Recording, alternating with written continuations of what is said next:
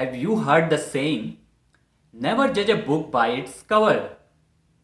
But don't we all do that? We look at the partial information of any situation and perceive it. The same thing applies for an email. How? What do you see first in an email? Its subject. Yes. And based on the subject, we determine if it is important or not and what should we do about that. So wouldn't we all want our subject so that it creates maximum impact? That is what we are going to learn today. How to format our email subject. Are you ready to learn? Let's get started.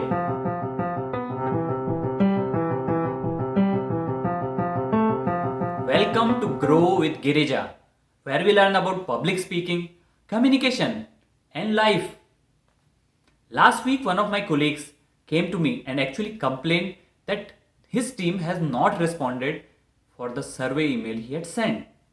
I asked out of curiosity, what is the subject he used? He said, team survey. I shared with the techniques which I have been using about email subjects, and he realized that he could have used a better subject. I have used these techniques and these really work.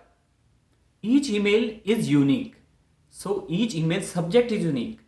What I am talking about is adding something to the email subject which is specific to the situation, which includes three parts of the email subject. Part 1, importance. Part 2, what is needed. And part 3, the actual subject. Part 1, importance, can have one of the three values. First, important.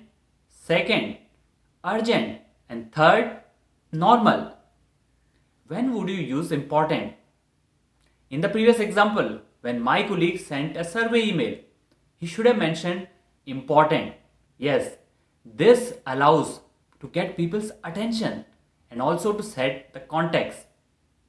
What about urgent? Urgent should be used when time is of essence. To understand the difference between important and urgent, think about this. You visit your doctor every now and then so that they can do your health checkup. It is important.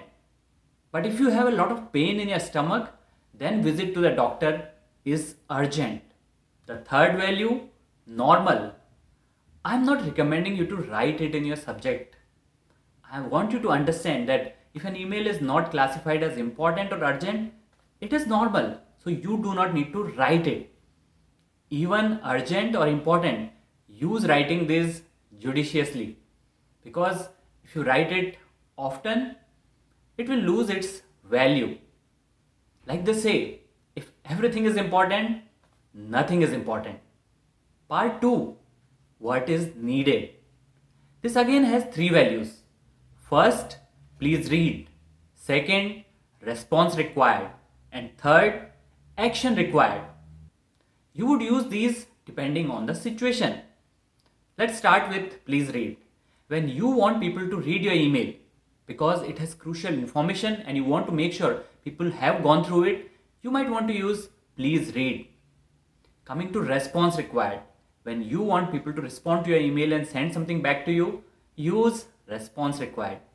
And finally, action required. When you are not just looking for a response but you want people to take an action on your email.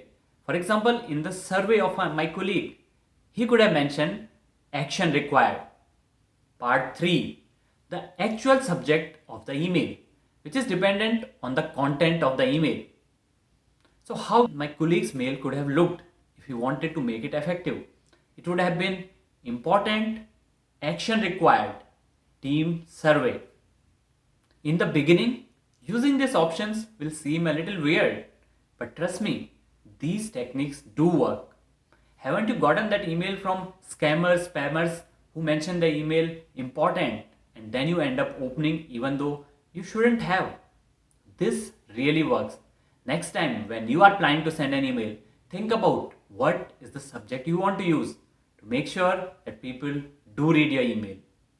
How did you like this video? If you enjoyed it, like it, share with others, and subscribe to my channel to support it. I will see you in another video of Grow with Girija. Till then, keep learning, keep practicing, and yes, keep growing because change is inevitable, but growth is optional.